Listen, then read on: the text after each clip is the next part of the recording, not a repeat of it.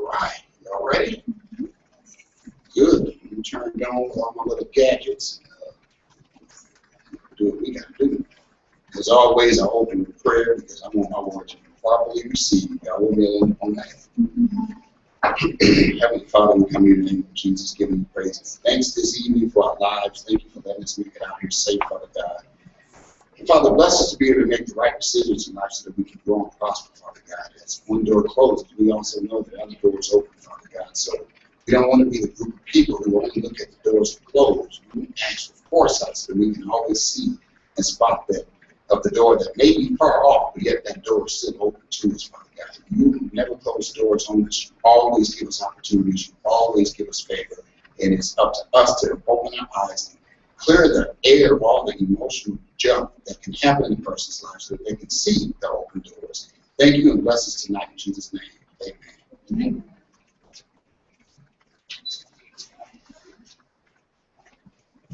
Well, welcome again. I get to go ahead and get busy for y'all.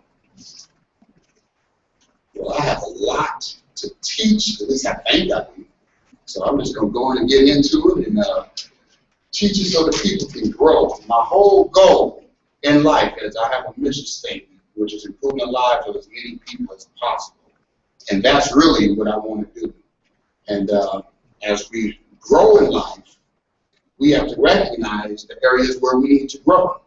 So tonight, I get to teach a message called A Franchise Player. And because in life, we are always playing a game. Somebody's got some kind of game going on at all times. But you have to recognize and say, you know what? If I'm going to play this game, and I'm going to be a part of this game, then I need to learn everything I need to learn so that I can be the greatest asset to the team that I can be. You know, you may not be the fastest runner, you may not be the highest jumper, you may not be all of that, but you can be the one that can think through your actions so that when you get into that certain sticky situation, you can actually make the right decision that shows the team that they can ultimately count on you. And that's what's important about being a franchise player. See, in life, we all have a special role to play. Y'all know that? No matter what I would look and say, I'll personalize mine the way I want you to personalize yours. I'm a father and I'm a husband, you know, first. Then I'm a businessman, I'm a mentor, I'm an entrepreneur, I'm all of that, you know, and I have a special role to play in all of those areas. That means you have various hats, but you have to recognize which hat you're wearing at the right time so that you can be a franchise player for whenever you are called upon. So as a parent, I want to recognize and be the franchise player. That's why we call life sometimes the game of life. As people go through, you know you're playing a game regardless, so you must play the game to win. Why not play to win anyway? If I'm going to get up and play, I don't want to play to lose, you know, like the kids being taught today in schools, that it's okay if you don't win. You'll get a trophy even if you lose. That is not real life. And I petition all who teach that to really teach humility to children, because if you don't teach them how they're going to possibly lose a game, then they will celebrate loss. Now, when you go out in life, you can't celebrate loss, because loss is exactly what it sounds like. You lost. When you lose something, that usually brings some form of disappointment. Nobody likes to be disappointed. So how you weaken a person is simply by saying, okay, here you go. You're going through life. You know you should do certain things. You know you got to make life better. And you weaken them so that you just say, hey, you're not the winner. And we're going to applaud you anyway. Well, I don't ever want to be the person that doesn't win. And at the same time I don't win, I don't get applauded. I'm mad at myself now, because I knew as a franchise player I should have changed my batteries on my little recording gadget. And right as I got started, the thing was all nice and purdy. And right then and there, it went out on me. So that's good, because, you know, sometimes you just need that second chance anyway. I'm going to do this. You know, welcome Brother Lockett and Brother Joe. We got fresh batteries and all that. You see, so that's good. So as we're teaching on being a franchise player, we got to recognize the role that you're playing specifically. That role that you play as a franchise player is a really important role. You know, as I say, life is going to hit us whether we like it or not. You wake up, that's life. You know, people wake up talking about yesterday's problems, but not recognizing that today you got a new day. Why are you talking about yesterday didn't work? Well, God will bless you with a new day in the first place. See, I look at things and say, you know what? Yeah, I know there's some things about yesterday that did not work in my life. But I also know the plans that I have for tomorrow. And see, as I said earlier, when a door closes, you have to recognize that, okay, that door closes, or that game we lost. However, whenever you lose a game or whenever the door closes, there's another door that's always opening. There's always an opportunity to learn from the situation so that you can grow. So as we go through life and we're parenting, we're leading our children, we're going through all the certain situations, we must recognize how we may weaken each other by saying, oh, it's okay. It's okay. That's all right. You messed up. It's all right. No, if I mess up, show me how to get right. So that way I can become a better player. So we are creating a society of weak people. I like to use the word punks. And I don't want to raise a punk. Do you want to raise a punk? I mean, think about it. You go to school, you get just getting punked down and all that, and you say, hey, wait a minute, you're a representation of this family. You ain't no punk. So don't go out. Now, that don't mean go out and be a bully either. You know, but it means know how to conduct yourself, know how to carry yourself throughout life so that you don't get punked. And when certain situations don't go your way, you can look at that situation and say, you know what? It may not look like it. It may look like a whole bunch of rubbish going on. But you say, there's something I can learn from this. See, when you get mad at situations, you pull yourself away from being the franchise player so you don't go through life playing the game of life, right? Because you're bitter. Think about a bitter person. They walk different.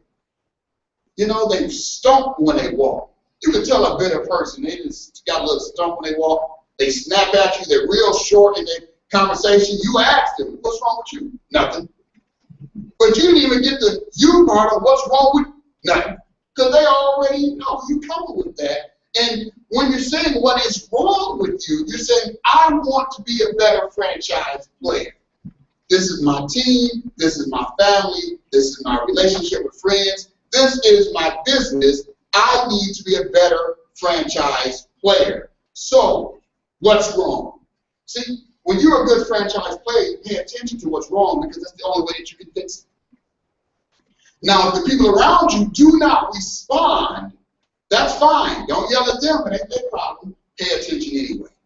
Because you need people who will respond in a professional manner. Because that's how champions are born. That's how champions are raised. Because you understand that if you're playing a game of football, somebody missed their block. So then if the quarterback is the franchise player and he just got his block clean because you, a lineman or a guard or somebody that didn't make the block, in the huddle, he might say something to you. Because he don't want to get hit like that no more. You understand me? So when you are a franchise player, it's not that you don't love that person. You're saying, I don't want to take another hit like that. Now do your job, pay attention, and focus, because if you do your part, I can do my part, and we both win. You see, when they hand out the championship rings at the end of the day, they give them to everyone. Even the person on the bench. You know, so you got to recognize that the whole system works together. See, you got to play to win regardless. Now, if we talk about franchise players, we know the great Michael Jordan was probably the epitome of a franchise player. He was so good, he made the color red just really an appealing color to people just because that was the Chicago Bulls. So prior to that, you would be caught dead wearing some red sneakers. But all of a sudden, when Jordan put them black and red sneakers on, everybody wanted them black and red Air Jordans because he was a franchise player. See, Jordan said, I play to win whether during practice or a real great game. And I will not let anything get in the way of me and my competitive enthusiasm to win. We have to be mindful of that. When you're going through life, he didn't say his competitive spirit. He said his competitive enthusiasm. Meaning he has an attitude of joy. Even in practice, he will challenge you. So think about it. Some people will say, wait a minute, you're not the coach. But he wants to win. He wants the day to go right. So you may be at work with somebody, and they may be trying to tell you what to do, and you want to tell them, you're not my boss. But you got to recognize that, no, they may not be your employer, but you must recognize that they're there to win and have the day go smoother. Y'all with me on this? So we all have heard the term a franchise player. The question today is, would you consider yourself a franchise player? Now, I don't put that question out there lightly. You got to think about your own personal life, what you do in your day. That means it goes from your home life, husband, wife. Are you a franchise player? To your business life, just an employee. It doesn't mean you're the owner of the business. It just means you are a part of the business. Even if you're the water boy on the team, if you don't bring the water, the team gets dehydrated, and next thing you know, they need some fluids. They're going to call on the water boy. So then the water boy has a certain role that he even must play. See, when you look at your role and whatever you're doing as this is not an important role, then you downplay and let the whole team down. So are you a franchise player for whatever situation you're in? See, in professional sports, a franchise player is a person who is not always the best player on the team, but a player that the team can build their franchise around for the foreseeable future. Would someone want to say, I'm going to latch my horse onto you because you are following directions? We got to be mindful of that. So we can look at greats. We'll know a John Elway for the Denver Broncos.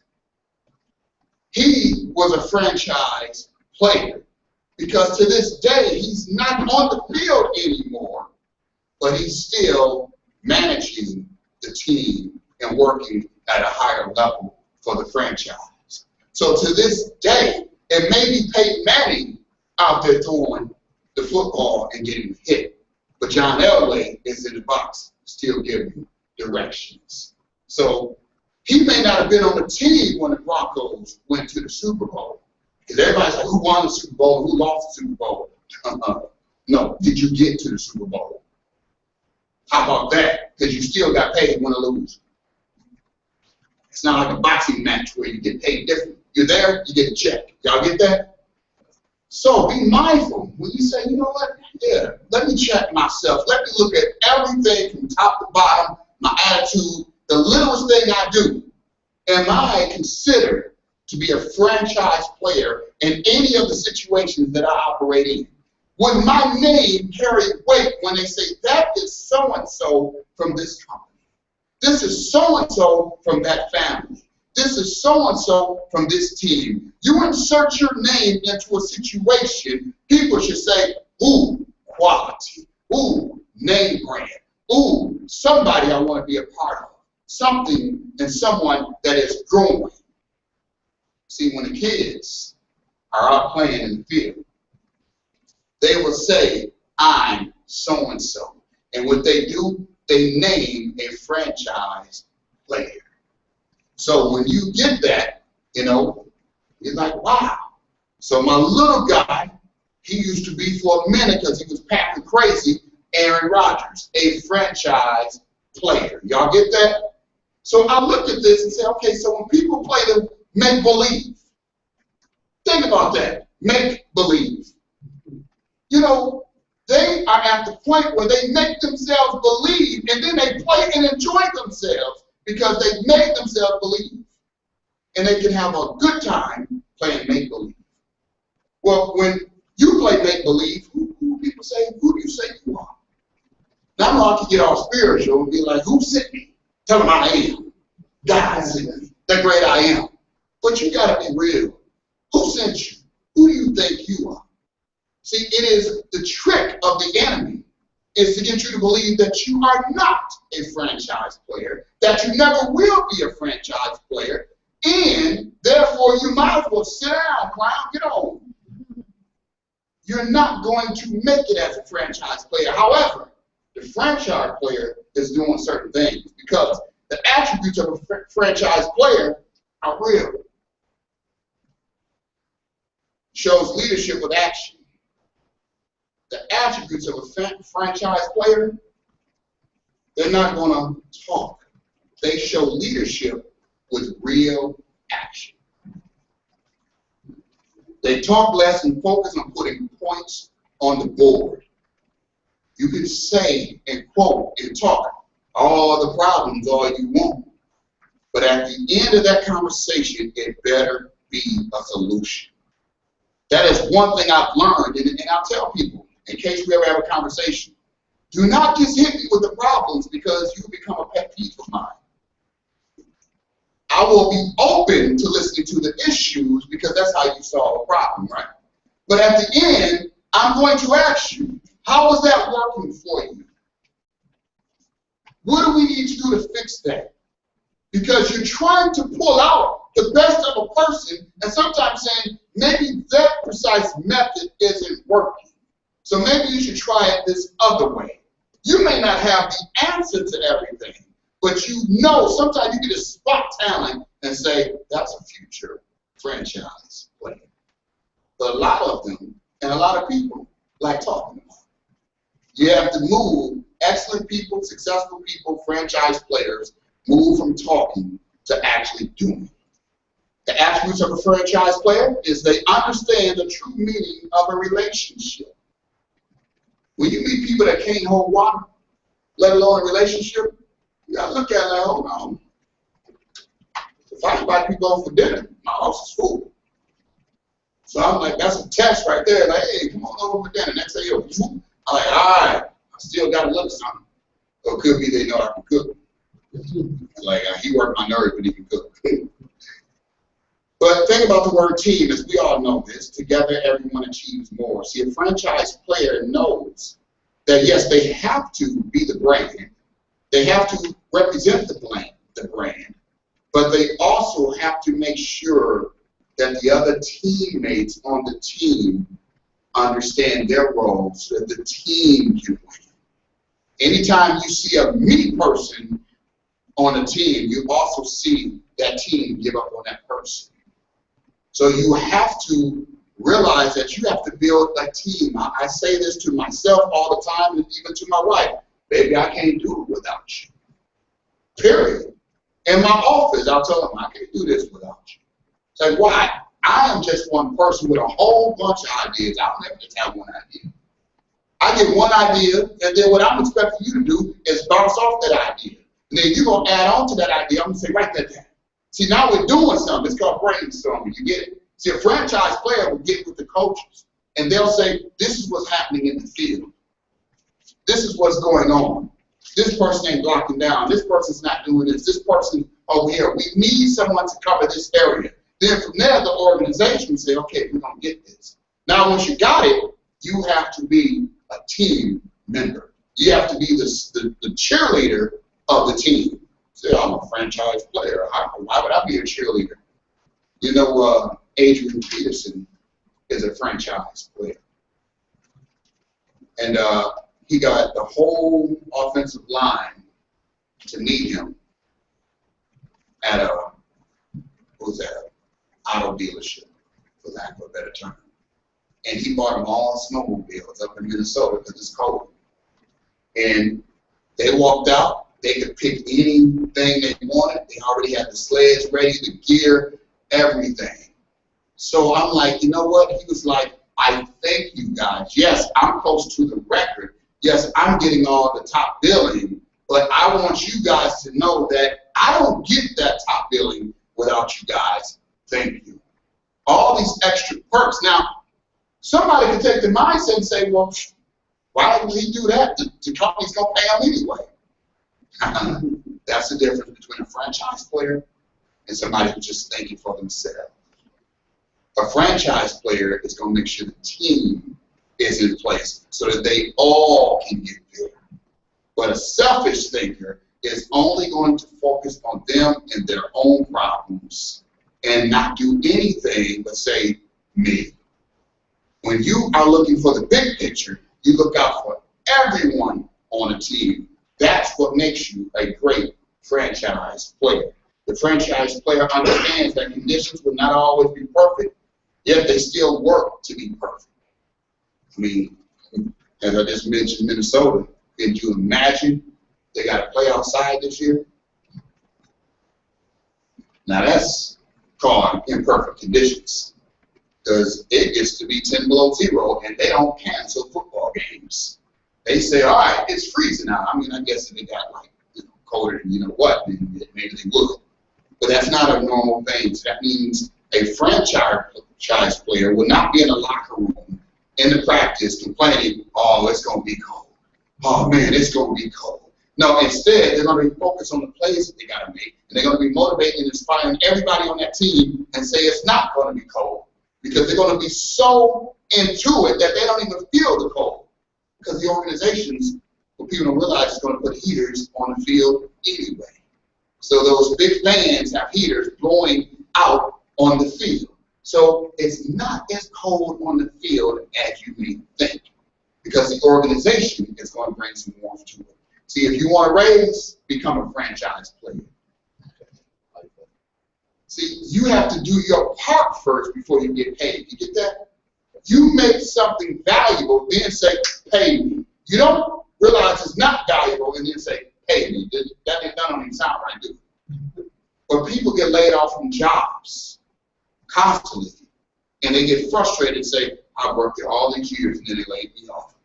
It's like, well, did you ever ask them, how could you help increase the numbers? Did you do anything other than the normal? You gotta get that.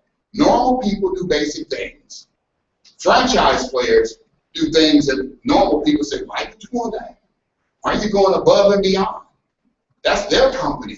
You ever heard that saying before? Well, I've gotten promoted many times in life because I treated other people's companies as if it was my own. If you want favor in life, you must become a franchise player. How I even left Taco Bell. People say, what? You work for Taco Bell? Man, I work for Taco Bell and I can make a good taco and a good burrito to this day. I got it down. You want a good burrito? Just come on over. Can I make a good burrito, PJ? I do my thing. But think about this right here. One day I get off work. I'm tired. I done already got to the Taco Bell at 6 a.m. I work to 4 o'clock. I get off there and I go clock in at a detail place right across the street at 4:30 p.m. And I'm going to work there till 8 o'clock that night. So when I get there, I work in a detail shop. And there's a couple of guys, you know, they're sitting there laughing, you know, like the white Suburban back there is yours. And I'm like, what are you laughing at? I'm like, all right, cool. And I open that baby up. And I'm like, oh my gosh. It was throw up all up. And it stank, you know, the bad food with the alcohol, vomit, and the door been shut. I'm like, they could have cracked the windows. You know what? What the gospel song say, I won't complain. I just looked at them, I looked at them, and I could have. And I had every right to go and complain to management and everything because I'm the person of my nature, of my skin color, and the other guys will leave that for the problem. Nope. I got in that thing, I drove around to the back where they got the big jet sprayers. I grabbed a plastic sheet and I covered the whole front end up and I sprayed it out in 30 seconds. And I got in it, sat on the plastic, drove it through, came back around and detailed it like any other car, cleaned and shampooed it. And they're looking like, how'd you get that out? Like, which I thought I was going to wipe it? Because that's normally what you would do. I was like, wait, this is leather. Wait a minute, you can do that. I sprayed that out. You get it? I cleaned that car so good it didn't make sense. So the next day I'm at work. Here we close now. The guy comes in. Turns out I didn't know at the time I'm just cleaning somebody's car. See, don't catch the vapors by only doing good because that's a somebody. No, I didn't know whose vehicle it was. It just happened to turn out to be an NFL ball player's vehicle. And the next thing you know, we get to talking, and he gets on my favorite subject, music. So I said, well, besides of football, as we got to talking, because he came back and gave me a big tip, and I'm like, hey, thank you, you know, I appreciate that. But see, I ain't never been starstruck. I always hang around big ballers. It's in my nature to do that. You get me? So therefore, hey, how you doing? Now, you know, besides of this football and all that, what you go to school for?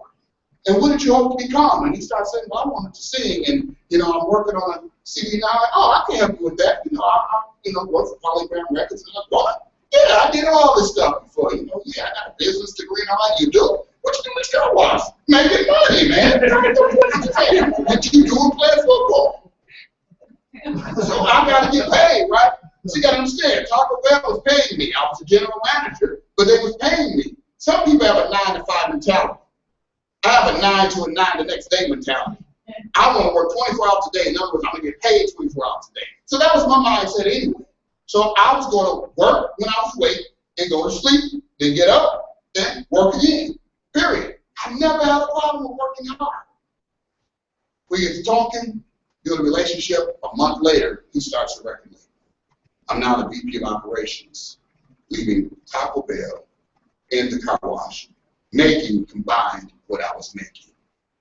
Next thing you know, we're in New York shooting music videos. We're in Honolulu at the Pro Bowl. We're doing all these big things that I've always dreamed about. Now I'm managing the states in the whole night. And I'm like, wow. See, it's a trip.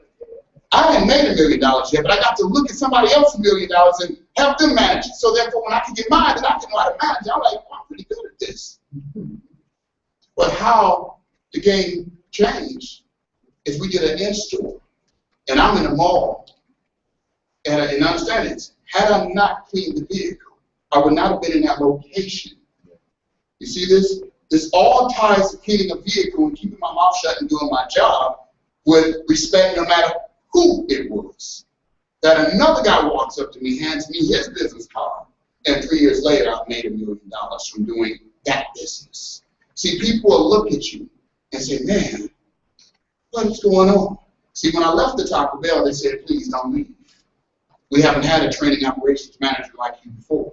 See, because what a lot of them didn't understand is I started working here at 14 years old. And at 14, that was one of those, when you're lower income, you get a little school work program. So it's like it was just mama and the kids, so it all worked out. The state and everybody felt like they was doing us a favor. Good, but I let the lazy managers teach me business. So you go through life and you're getting prepared, but the whole time I was being the franchise player. Never once have I called in sick to work. Even when I was really sick, they might have said, man, go home. But I was like, man, if I go home, I ain't gonna be paid, right? And then I was like, I ain't going home, man. I'll be all right. You know, man, you got a fever, man. That's fine. Give me an ice pack. Don't stop the flow. You get me?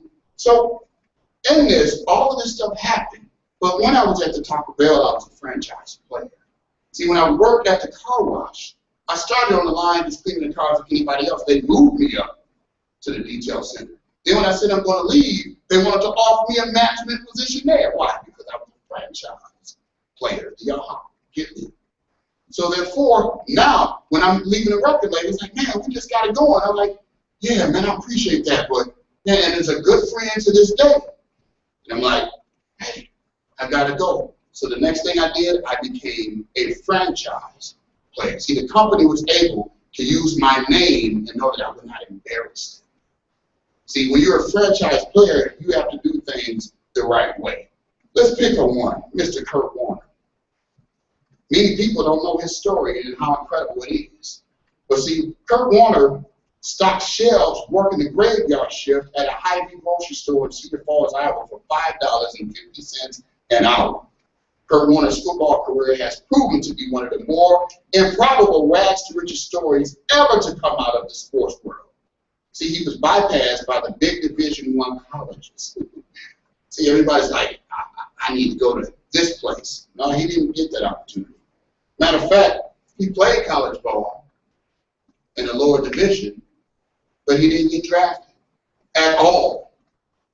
Matter of fact, he didn't get called into the NFL until he was 27 years old. So he was helping coach a team, high school and college. He was still working third shift, stocking shelves. Then they had an arena football league, so he started playing in that, but we know that arena football don't pay that much money. But he mastered his craft, and he kept going anyway. He didn't sit back and say, I should be here, I should be there. You know, no, that wasn't the case. So a 28-year-old, no-name backup catapulted to stardom in 1999 during his second full year in the NFL. He drove a high-powered St. Louis Rams offense to a Super Bowl victory and collected MVP honors along the way. Earning, get this, NFL standard league minimum of $250,000 that second year. And he's the MVP. One of the league's highest-powered offense, dubbed the greatest show on turf, sprinted to a 13-3 record and a Super Bowl win in which the quarterback threw for a record 414 yards and was the game's MVP. People think this season is the first time I touched a football that I realized I've been doing this for years. I just not on the level because no one ever gave me the chance. Warner told reporters, sure, I have my tough times, but don't you sit there and sway, wow, I was stocking groceries 5 years ago, and look at me now. You don't think about it when you're achieving great things. He went on to be paid $46 million from the league, not counting the endorsements that put him over $100 million. And he went back to 2 more Super Bowls in his career and got another league MVP. So you have to ask yourself, when you get down on yourself, and you're thinking, oh, my life's not working. What if that vehicle comes and you got to clean it? You know you done worked all day. You don't feel like it, but you got to clean the vehicle. What if you got to go stock them shelves overnight? You know you got wife and kids at home, but you got to do what you got to do. Then all of a sudden, the moment came, the opportunity came. See, that's the difference between a franchise player and somebody who just wants to play the game. You want to be the guy who's going for it the whole way. A franchise player will do more than just show up to the game. It's like people that just show up to work. They do the necessary things behind the scenes to ensure that they're ready for game day. You can't just show up and say, okay, coach, I'm here. It's like, but did you do all the behind the scenes? The average workforce shows up to work to figure out what to do. Think about this for those who are still working a day job. Think about everything that you need to do to be a star in your place of employment. And be that star, not because you're kissing the bosses behind, not because you're trying to impress the boss. Do it because you are you. That's just your nature and your character. Don't ever think to do anything to hurt the company. People crack me up and say that's not my job description. No, you need to be thankful that the door is open, first of all. And then from there, realize that you alone have the power to make an okay company be a great company. See, I'd rather go down and say, you know what? I was a part of a great company because I did something great on my own. I wasn't waiting for the company to do it for me. You know, most people say, pay me first. That's not a franchise mentality. He did league minimum. He just said, give me the opportunity first. A franchise player looks for opportunity, not the check first. Of course, you got the check in the system. We all want to get paid, right? But everything is based on your character, your ability, your sense to say, you know what? It's just me. Whatever I do, I'm going to give it my all. I'm going to play hard. I'm going to tell the truth. And I'm going to listen well. That's what I teach my little guy. Play hard, listen, and never tell a lie. You grab that and say, you know what, this is what's going to make me a franchise player. You may not be the best player on the team. Realize that. But you are on that team. A franchise player watches films, studies the plays, and does all the much-needed training, physical therapy, and conditioning prep so that on game day or work day, nothing would hinder their ability to perform. Just like somebody going to take a test and say, I don't have a pencil. But knowing the instructions said you need a number 2 pencil. If you know you got a long drive, you're a franchise player. You show up late to work and say, oh, I had to stop for gas. And if I didn't have to stop for gas, I would have been on time. You got to look at that and say, you know what? If you knew you needed gas, why didn't you stop and get the gas way beforehand so that it would not hinder you to get here? You know, people show up to work right now. They get to work, they unload everything, show up on time, and they're happy that they showed up on time. But any real leaders and coaches would say, if you're on time, you're late. My coach used to tell me that. If you're on time, you're late. It's not get there and be putting your gear on at that time. It's be ready to start at that time. If you go in any big factory, at the time you're supposed to start is when that assembly line starts moving. And if you're not in your position, they may replace you and tell you to go home if you're 1 minute late. Because there's always alternative people that's waiting for you to slip up. Don't ever take yourself that serious. It's something I always have to teach myself. Paul Jones, you are replaceable. Now, work your butt off so that you will never get replaced. Y'all understand that? There's always somebody who can do what you can do, talk what you talk, say what you say. Y'all get that? I mean, fellas, let's keep it real. The girlfriend you had in high school, right? You was like, you'll never have another man like me. Then next thing you know, you're like, oh, you happily married. Wow. It's like, what? You are replaceable. Ever had that car? You're like, oh, man, this car was the one.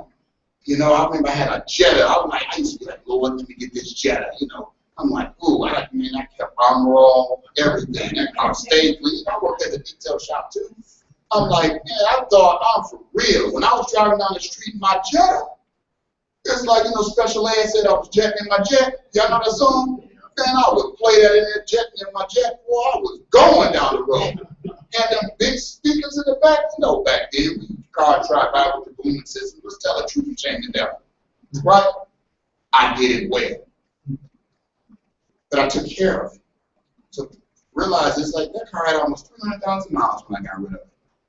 We took care of it. Why? But I like that. And now You get something else, you're like, man, you know what? When I had the Jetta, I treated the Jetta as if it was a Benz.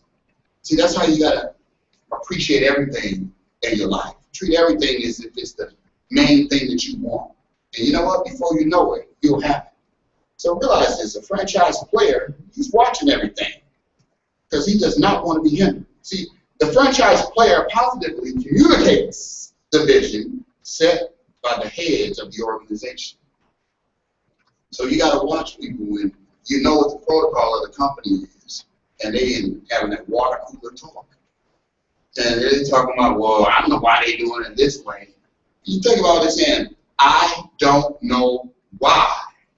It's like, right, so, you know, you don't know why it's done this way. Be quiet. Because it is always a reason or some research. See, it's called experience. Are y'all with me? When a person is experiencing a certain area, they may get consultants. And those consultants will tell them it's best done this way. Because the consultants are worked with several different companies. And they'll say, this is how it normally works. And when you do it this way, this is how it usually does not work. So you'll get somebody say, well, I don't know why they're doing it this way. This is the way we have always done it. Always done it, people need to go. Y'all got that?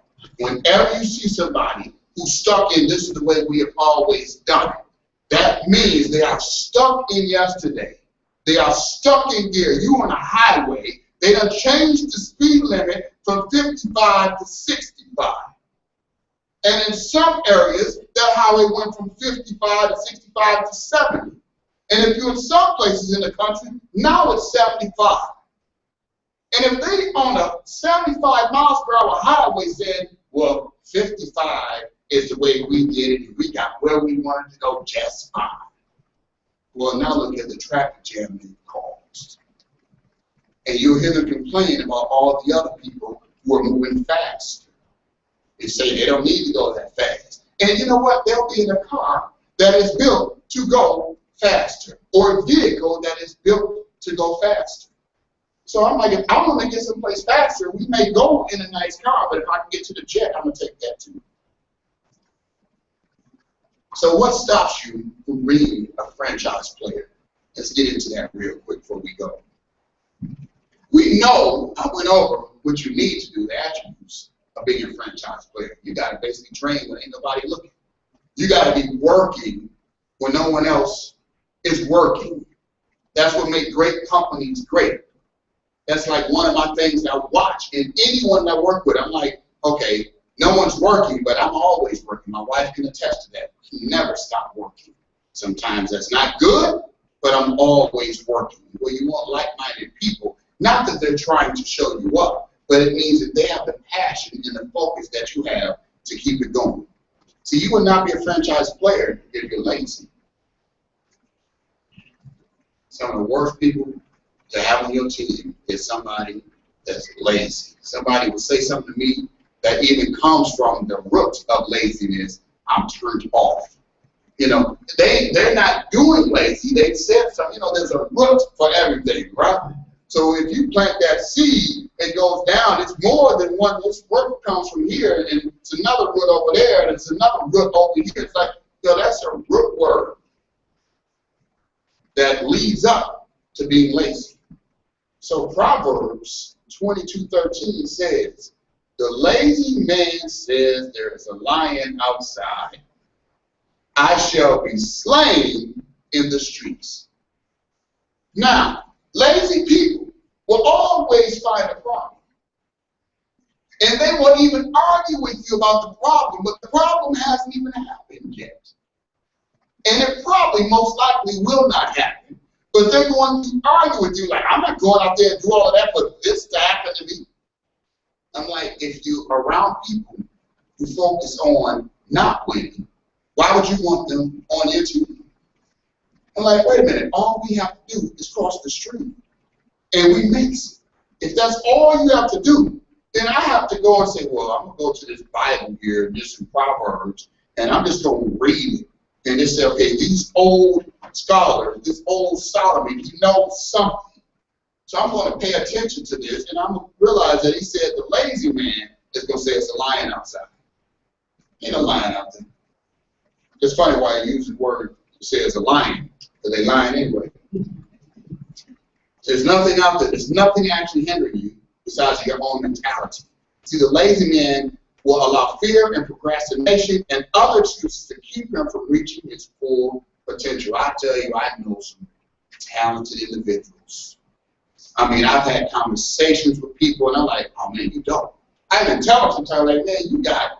You can blow me away speaking. And then you look at that work ethic, and it's crap. You're like, you ain't got no work ethic, though. It's like you ain't going to make it. You know, it's like you see the guy who goes to the big church, then he'll leave the big church and say, I'm going to start my own because he's like, I can speak with pastor speaking. No, you caught up into yourself, then, right? It's like, no, man, don't stay where you at. Make that. Be a team player. Be a franchise player. So that way you can make sure that you help the bigger system win. I don't want to be able to fight on a little system and try to reinvent the wheel. That don't even make sense in the first place. See, what stops you from being a franchise player is you will not be a franchise player if you are irresponsible off the field. Now, we got a living example of this happening right here in the state of Minnesota. Mr. Philip Nelson, star quarterback for his high school in Mankato, went to Division I football for the Minnesota Gophers. Left there and saying, you know what, I want more playing time. I'm going to go to an even better school, and was on his way to Rutgers. The last weekend, it's not football season, right? Got into an altercation with someone and decided to go ahead and put his foot on him. And now his football career is over. And he got locked up for attempted murder. And it may be murder if the guy dies because he's brain dead. Now, when you're out there functioning in society, you got to realize that, well, this has nothing to do with my at-office activities. Everything you do, even when you're not in the office, reflects the office. Everything you do when you're not on the field still reflects the team. You are short-sighted to say this was my own time, but then you go out and do something and it affects the company you work for, or it affects the team you play on. If something happens to you and you can't function, now the team has an issue, right? If something happens to you and you can't function, now the company you work for can't function. See, this all goes full circle. When you are a franchise player, you'll look and say, you know what, I have to make a leadership decision to make sure that nothing hinders me from being on this team. Because I want to go to one of those big bowls. So realize you will not be a franchise player if you're irresponsible. You will do something off the field, off the court, away from the office, and it will affect everything in your life. I can go down the line and speak on politicians if I wanted to. Other big business people who did something. We can go into the NBA. One guy got recorded saying some rubbish.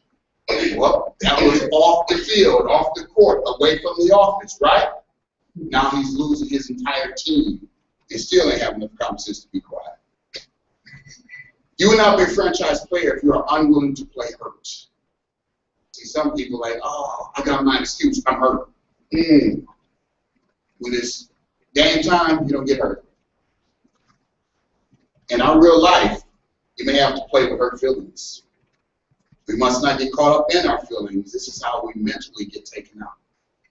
So many people allow certain things said to them to affect how they function in the office, how they function on the field. You see, if you're a ball player, you got to realize that you may be a great player, but the opponent is going to talk so much smack to you to get up inside your head They're going to talk about your girlfriend, your boyfriend. They're going to talk about everything, your mom and them. It's going to happen. But it's because they're trying to get into your mind and hurt your mind, because you're thinking as the man thinks it, so is he. If you start thinking and caught up in your feelings, you're not going to make the right decision. So you fall off. You're not able to function. In fact, because you're so focused on the negative comment that someone said, that you miss all the great things that you could be doing when you're in the office, or when you're on the field, or when you're in a personal relationship. We got to be mindful of that. Sometimes you got to be like, wow, that's what you think of me? I'm going to keep on working. It's like, wow, I can't get caught up in my feelings. I'm on a mission right now. You get that? Sometimes you're going to get a hit, and you'll see some of the quarterbacks. Brett Favre was one of the greatest. He'll get up slow, but he'll get up. Sometimes I even look like, ooh, that was a hit. But he'll get right back up and go right back to the huddle. I'm like, that's a franchise player. When you're in a leadership role, you will get talked about. You will get your feelings stomped on, trampled on, torn to pieces. You may even shed a tear, but you do not let it break you. You be a franchise player, and you realize that you're like, you know what? I'm not even going to be caught up in my feelings. Right now, yeah, what you said kind of hurts me right now. What you did kind of hurts me right now. But I'm going to keep on going on because I see how this team or how this company is going to go to such a great level that people can't understand it. You will not be a franchise player if you have commitment issues. See, all of this turns out to be one. If you are an unloyal person, you will have commitment issues when times get hard. See, when times get hard, that's when people start looking elsewhere. Now, when you go look elsewhere, you ain't focusing on home no more, right? Think about it. Times are hard. I'm like, oh, baby ain't treating me right. I'm finna go over here and look elsewhere. It's like, no, that means I got to look at home harder. I got to focus on that greater. Because when you look elsewhere is when things go wrong. Because why? You're divided. When you get divided, what happens to the home? It falls. So you have to say, you know what? I'm loyal. I'm not going to start talking to other scouts. I'm not going to start thinking about getting on other teams. I'm not going to be calling my agents and trade me in the offseason. I'm tired of this team. No, you're going to be talking to the coach, and you're going to say, Coach, we can win this game. Coach, I know we can do this. Coach, I'm loyal to the mission that we will win this game. See, Proverbs 24:10 from the Message, added in both versions, New Living Translation and the Message, says, if you fall to pieces in a crisis, there wasn't much to you in the first place. If you get around people and all of a sudden, the first piece of bad news they get, they break, pay attention to that. I'm like, wait a minute, I'm going to people like, boom, and they, I don't like what you said to me. You know, he's like, all right, we ain't did nothing yet. Can you imagine building a $100 million company? The games that go on in companies and takeovers and everything. So you got to watch, be like, wait a minute, that means there needs to be a certain level of loyalty that most people on a small level don't even understand. Because the air gets thinner the higher you go. When you're doing something and it's big, more people are looking at you. And if more people are looking at you, that also means more daggers are coming at you. So if they go on to you and say, oh, your company's big, I remember people say, oh, man, y'all just making quality all the money. No, it could be that I'm just doing all the work. But if I show you how to do the same work, then come on, let's get to it, right? Some people don't want to do the work. They just want to sit back and say, you're just making that person rich. You're just doing that. No, they're unloyal people in the first place. And the minute they get bad news, they break. That's their excuse. An unloyal person is out searching for an excuse to break camp. Y'all get that? Now, you don't want to break camp. Because when you break camp, that messes up everything. So you think about this. When I don't want to go there, but I'm going there. You know, the Indians and the Cowboys and all that, what they would do is they circle the wagons. When they say, okay, here come the Indians, we're about to fight, they circle the wagons. So once they circle all the wagons, then they get behind the wagons, and then they shoot back at the Indians, right? So the bow and arrows is coming, and they shoot with the guns. But if you broke camp, you got all nervous, and you moved your wagon, that was the door in. That was the way in. So you can't break camp, no matter how tough it is. You have to follow what the leadership is doing. See, the other version says, if you fail under pressure, your strength is too small. You don't want people who are going to fall under pressure. You want people who will come to you under pressure and say, man, it's hard. And then you say, I know, I've been there. I know how you feel. I've been there. See, that's how mentorship comes. Y'all get this? When you take the I'm doing it on my own mentality, you also move yourself away from learning from the situation. So I always would ask questions to better myself. But once you get the question answered, you must, that's another one of my pet peeves. People ask me, man, how do you do X, Y, Z? And I tell them, and then they don't go do it. Then they come back a few weeks later and ask me another question. I'm like, you know, you're now wasting my time. Because that's all we got is time. See, the franchise player has the ultimate winner's attitude and often is the cheerleader on the field that will rally the team to come from behind and win the game. You got to recognize that and be your own cheerleader and say, our company is doing great things. Matter of fact, people will get tired of you talking about your company. Now, how do you know if you're not a franchise player for that company? If you don't never want to talk about the company you're with when you're around, no matter what, you need to remove yourself there because there's something you are hurt that situation. Does that make sense to you? You need to be proud of everything that you associate with because I take great pride in anything I do. So when people ask me, what do you do? A smile is on my face. Oh man, do you want me to stop? I'm improving the lives of as many people as possible. But keep in mind, have you ever met a leader who didn't have any problems? I'll never, ever associate with a person who has not failed because I don't really know if they have it, what it takes. So there are some people like, oh, my life is good, I never been through anything. I'm like, okay, what's going to happen when Hurricane Katrina hits? How are you going to respond? What's going to happen when the storm hits your home, hits your business, hits your life? Sickness hits you, illness hits you. You break a bone, oops, you can't function. See, a franchise player is like that kid from Kentucky last year with his knee broke or his leg broke. That team rallied because he was hurt. And you know what? He told his players, I want people like this around me. Although he was hurt, he said, go win. Go win. Bone coming out of his leg, and the only thing he could tell them, now you know that's pain, right? I mean, bone all out your leg to the white meat. And the only thing you say to your team is go win. That's a franchise player. That's someone I want on my team. See, the franchise player usually is the one paid the most because they are the individual that the organization can count on the most. If you want to get paid more, be able to handle more. And stay there and stick there and do your job to see it through so that it's truly justified.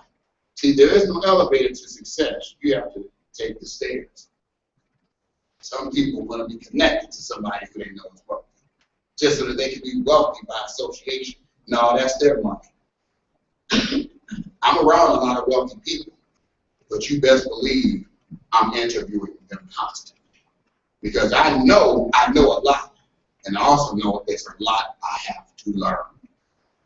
A franchise player is a person who is playing to win at a higher level, no matter what it is. So whether it's from the high school level, the college level, on to the workforce level, on the professional level, any game of sports, whatever you are doing, you are functioning as the franchise player. Whether it's in your home and outside your home, you represent Team Home. You represent that business you work with. You represent so many things that when they say a company, they will say your name and think about it. See, when a person says McDonald's, I know Ray Kroc. When they say Walmart, I know Sam Walton. When they say KFC, I know Colonel Sanders. When they say Microsoft, I know Bill Gates. When they say Berkshire Hathaway, I know Mr. Warren Buffett. So when they say your company's name, will your name follow? It doesn't matter if you are the owner. When you say Minnesota Vikings, then they start talking about all the greats that we're associated with. Those greats were franchise players. So you can go to the Dallas Cowboys, and I will still talk about Tony Dorsett. You can move on to the Chicago Bears, and I'll still talk about Walter Payton, Mike Singletary, Refrigerator Perry, and so on and so on and so on. So, what is it that you do? What is it that you're associated with? That people will mention that, but they'll think about you. And when they think about you, they think about you at a level of excellence, because they will see you too as the franchise player. Amen. Heavenly Father, I come to you in the name of Jesus, just giving you praise and thanks for this night, this message. I ask, Father, that you bless everyone to go out and be better at what they do, Father God. We want to have a total increase of who we are as individuals and prosper in the meantime. In Jesus' name we pray. Amen.